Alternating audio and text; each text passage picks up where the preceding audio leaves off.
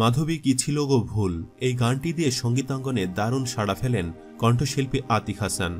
2002 সালে ইথুন বাবুর কথা ও সুরে প্রকাশিত হয় তার প্রথম অ্যালবাম মাধবী কি ছিল গো ভুল শিরোনামের এই অ্যালবামটি। তারপর অনেক শ্রোতাপ্রিয় গান উপহার দিয়েছেন তিনি। অডিও বাজারের অস্থিরতায় দীর্ঘদিন ধরেই কোনো খোঁজ নেই সকলের প্রিয় এই শিল্পীর। এই ভিডিওটিতে জানার চেষ্টা করব আতিক হাসানের অতীত বর্তমান ভবিষ্যৎ সম্পর্কে। জানার চেষ্টা করব কোথায় কেমন আছেন তিনি। তার জন্য ভিডিওটি না টেনে পুরোটা দেখার আহ্বান রইল। আতিকের গানে হাতে খড়ি ক্লাস 7-এ পড়ার সময়। গানের প্রতি প্রবল আগ্রহ দেখে মামা সৈয়দ তৌফিকুল ইসলাম হারমোনিয়ামে ধরিয়ে দেন সারেগামাপা। তিনি ছিলেন ঢাকার বুলবুল ললিতকলা একাডেমির শিক্ষক। এরপর শুরু হয় গান করা। 1998 সালে চট্টগ্রামে পেশাদার মঞ্চশিল্পী হিসাবে গান শুরু করেন আতিক। প্রথম অ্যালবাম হিট হবার পর চট্টগ্রাম থেকে ঢাকায় চলে আসেন তিনি। আতিকের গানের চাহিদা বেড়ে গেল। আতিকের প্রথম অ্যালবাম প্রকাশ ও জনপ্রিয় হবার পেছনে একটা ছোট গল্প আছে। তখন আতিক চট্টগ্রাম নগরীতে এখানে ওখানে গান করে বেড়ান। মঞ্চে গান করাটাই ছিল আতিক হাসানের নিত্য পেশা। এরই মাঝে একদিন তাকে দেখা করতে বললেন চট্টগ্রামের এক ব্যবসায়ীর নাম MS আলম। আতিক হাসানের গ্রাম ফটিকছড়ি। SM আলমের বাড়িও সেখানেই, যার কারণে আতিকের গান তার কানে অজস্রবার পৌঁছেছে। ভাবেন এ ছেলেটা সুযোগ পেলে ভালো করবে। আতিক দেখা করেন। কিভাবে ভালো করা যায় এই জন্য বিভিন্ন জনের নিকট পরামর্শ নিলেন SM আলম। সবাই পরামর্শ দিলেন গানের ক্যাসেট বের করলেই আতিকের নাম সবাই জানবে। ঠিক আছে, গানের ক্যাসেট বের করা হবে। আতিককে ঢাকায় নিয়ে এলেন আলম সাহেব। সেটা 2001 সালের ঘটনা। অডিও প্রযোজনা প্রতিষ্ঠান সাউন্ডটেকের সাথে আলাপ করলেন তিনি। কথা চূড়ান্ত। আলম সাহেব ক্যাসেট বের করার খরচ দিলেন। 2002 সালে ইথুন বাবুর কথা ও সুরে আতিক হাসানের ক্যাসেট বের হলো মাধবী কি ছিল গো ভুল। প্রথম অ্যালবামই হিট, শুধু হিট না, সুপার ডুপার হিট। মাধবী কি ছিল গো ভুল যখন শুধু মনে পড়ে তোমাকে বোঝনি ভুল করে গানগুলো ছড়িয়ে পড়ল সারা দেশের গ্রামে গঞ্জে হাটে বাজারে শহরে। এরপর আর পেছনে ফিরে তাকাতে হয়নি বাংলার কিশোর কুমার খ্যাত আতিক হাসানকে।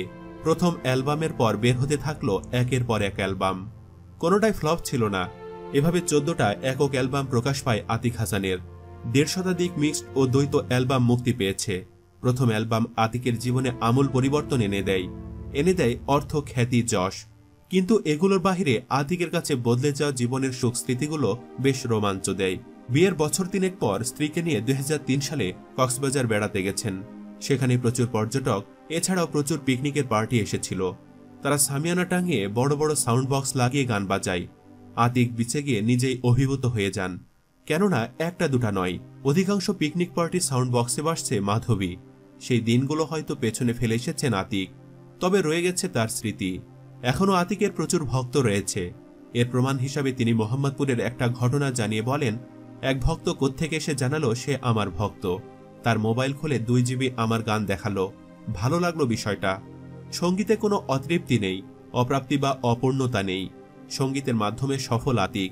নিজের জীবন বদলে গেছে আতিক হাসানের।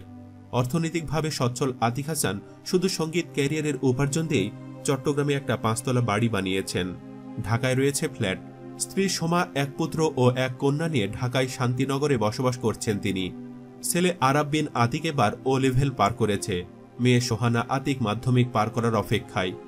অনেকে হয়তো ভাবতে পারেন দীর্ঘদিন ধরে তিনি গানের জগতে নেই, যেমনটা আমি নিজেও ভেবেছিলাম। তবে খোঁজ নিয়ে জানা গেছে আতিক হাসান এখন পুরোপুরি সঙ্গীতের ওপরই নির্ভরশীল।